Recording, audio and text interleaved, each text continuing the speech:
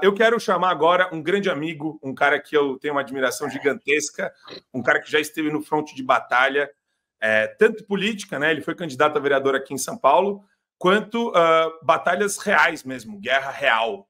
Esse cara já viu gente morrer, já lutou, já arriscou a vida dele em prol da liberdade. Henri Kadima, bom dia, Opa. meu amigo. Tudo bem com você? Você está mudo. Estão me ouvindo? Deixa eu ouvir. Tudo bom. Pessoal, bom dia, Marco Antônio, Adriles, Cogos, Paula. Sempre um prazer estar com vocês aqui. Bom dia. Prazer é nosso, Henri. Eu queria começar, professora, você tem uma pergunta para o Henri? Não, só queria saber de atualizações, né? Como é que tá a situação? Continua ainda os bombardeios e com essa história toda que aconteceu na Síria? Quais são aí qual é o novo cenário que a gente tem em Israel? Tá, acho que para a gente deixar as coisas um pouco mais claras, né? Até porque a grande mídia ela fica tentando ultimamente mostrar com que a queda do regime do Assad foi favorável e vai vir uma democracia na Síria e todos vão se abraçar e cantar Imagine the World. Não, isso não vai acontecer, gente. A ditadura do Assad que caiu, ela foi substituída por terroristas, não são rebeldes, são terroristas. Existem sim um ou outro grupo rebelde ali que eles não são fundamentalistas islâmicos, né? Aqueles que realmente querem a mulher andando de burca, aonde não tem direito das minorias, aonde o homem ele tem um poder totalitário. Acontece que a queda do regime hoje na Síria é muito preocupante para todas as democracias no mundo, e só não vê isso quem não quer.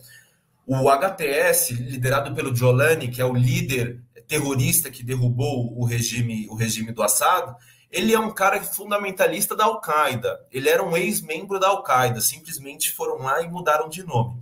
Esse golpe político, esse golpe de Estado que aconteceu ali na Síria, ele foi financiado pela Turquia. A Turquia ela tem grandes interesses na Síria.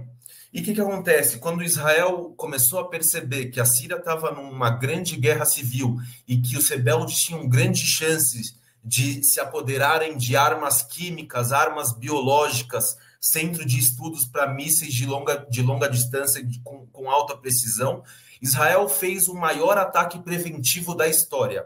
Então, em 2, 3 dias, Israel praticamente eliminou 80% do poder bélico que o regime do Assad tinha e, por consequência, os rebeldes e os terroristas iriam se apoderar.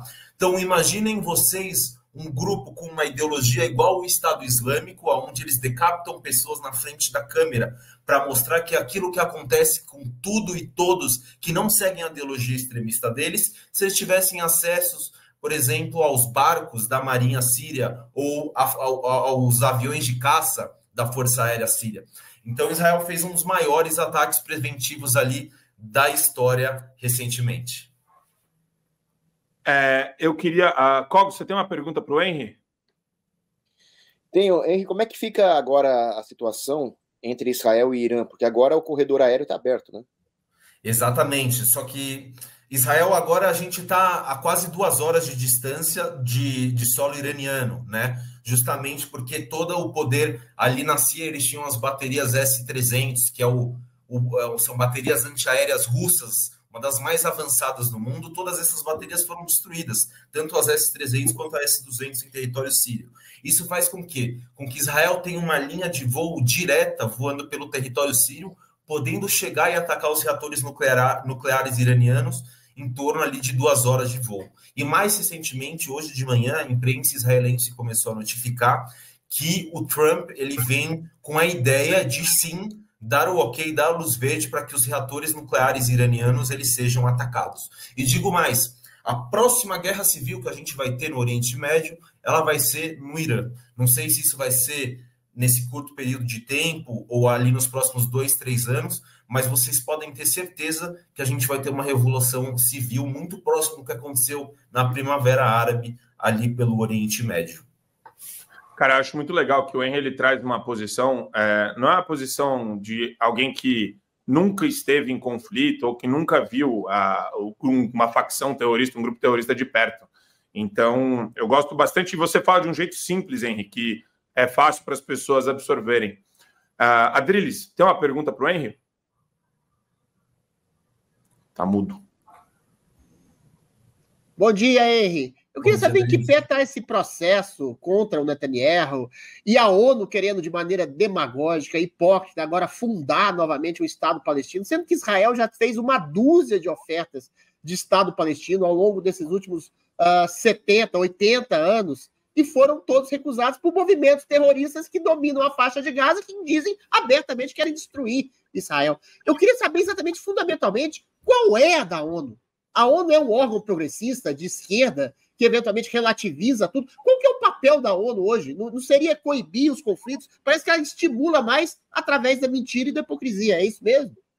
Fazendo um paralelo, a ONU é tão hipócrita como parte do judiciário hoje no Brasil. Boa. Como, por exemplo, você pode pegar parte, né?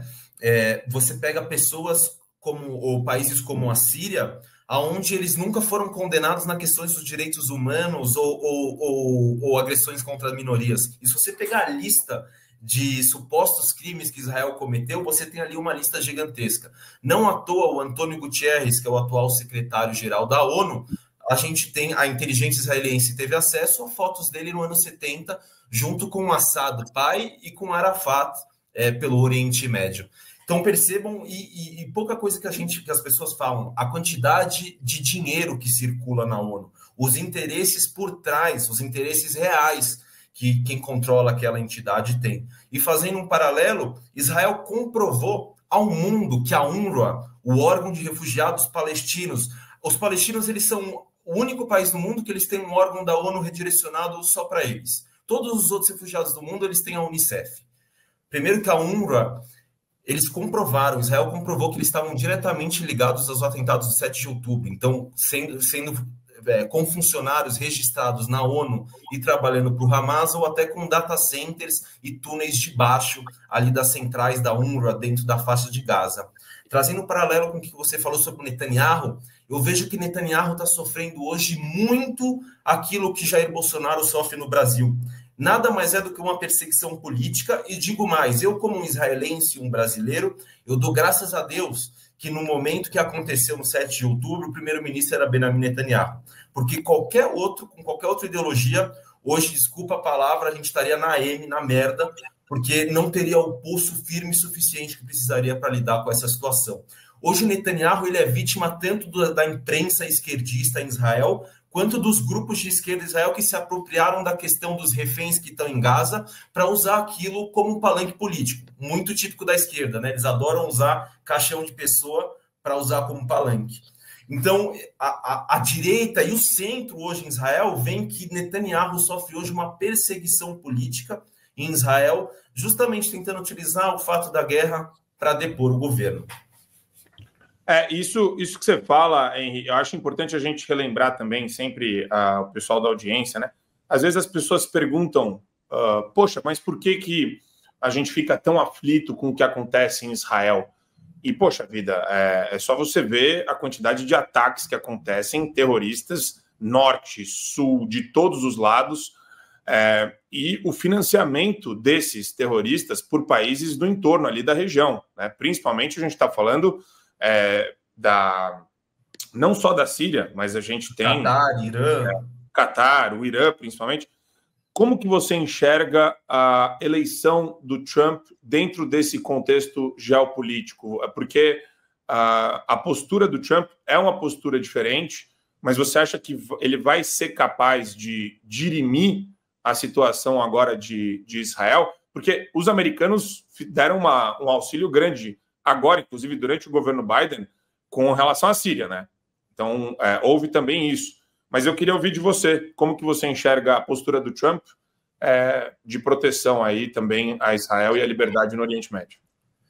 Eu entendo que tempos difíceis pedem homens fortes, homens no comando fortes. E Trump acho que é um enviado de Deus para o momento que não só Israel, mas o mundo todo vive hoje, né? Com certeza o Trump ele vem para fazer a equação correta, acho que não só na questão geopolítica, mas na questão interna americana também, que está uma bagunça, a questão de ideologia woke e tudo aquilo que vem a destruir os Estados Unidos nos últimos 4 anos e, por consequência, destruindo o mundo ocidental, porque os Estados Unidos sempre foi a mão de ferro do mundo ocidental, né? Então, Israel, os órgãos de inteligência, o exército, o governo e a população israelense está muito feliz, muito contente com a eleição do Trump, não só pelo fato dele ser um grande apoiador da justiça. A gente não está falando aqui apoiador de Israel ou de Palestina. A gente está falando aqui de apoiar o lado certo, o lado que é uma democracia, o lado que não mutila crianças, que não sequestra mulheres, que não estupra inocentes. Então eu vejo que o Trump ele é realmente um cara que veio para fazer a diferença, e eu arrisco a dizer, se a Kamala Harris ela fosse eleita, o mundo se encaminharia a um grande desastre, com certeza. Tanto que a gente vê pela postura que o próprio governo Biden teve durante a guerra de Israel contra o Hamas e o Hezbollah no Líbano. Eles pediram para Israel não invadir a Rafah, por exemplo. Israel fez o quê? Evacuou a população civil de lá, invadiu Rafah, que fica ao sul, entre Egito, Gaza e Israel, e lá achou reféns, matou Yahya Sinwar, o líder militar do Hamas. Então percebam como a própria política externa americana estava prejudicando diretamente as operações do exército israelense. Muito bom, Henry. Cara, obrigado, Henry, por dar esse... Só para eu finalizar, Marco, desculpa.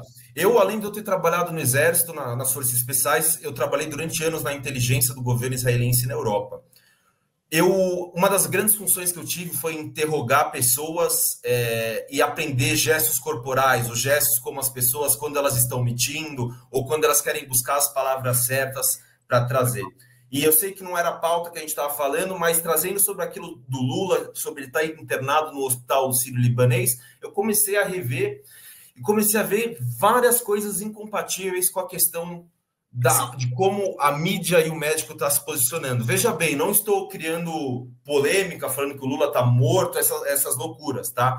Simplesmente estou falando que existem 100% de inconsistências nas maneiras como a assessoria de imprensa, tanto via Globo News quanto via o médico, vem se portando.